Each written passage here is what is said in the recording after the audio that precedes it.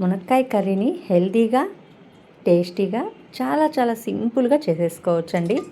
ముందుగా అయితే బాండ్లు పెట్టుకొని ఒక 3 స్పూన్ల ఆయిల్, ఎండుమిర్చి, మినపప్పు, ఆవాలు, జీలకర్ర, కరివేపాకు వేసేసుకొని ఇవి వేగాక నేనైతే 2 మునక్కాయలు తీసుకున్నానండి. మీ ఇంటికి తగ్గట్టు మీరు తీసుకోవచ్చు. మునక్కాయలు, ఎర్రగడ్డలు, టమాటాలు తీసుకొని అవి వేగాక తగినంత ఉప్పు, పసుపు వేసుకొని వాటర్ వేసేసుకొని మూత పెట్టేసుకోవాలి. మూత పెట్టి బాగా మునక్కాయ ఉడికేదాకా మగ్గనివ్వాలండి. ఈలోగా మనం ధనియాలు, అలాగే ఎండుమిర్చి, శనగపప్పు, నువ్వులు, అలాగే కొన్ని జీడిపప్పు తీసుకొని మెత్తగా గ్రైండ్ చేసి పక్కన పెట్టేసుకోవాలి. మనకు మునక్కాయ ఉడికింది అనుకున్నాక ఈ పొడి వేసుకొని కలుపుకోవాలి. అవసరమైతే వాటర్ వేసుకోండి, లేకుంటే అవసరం లేదు.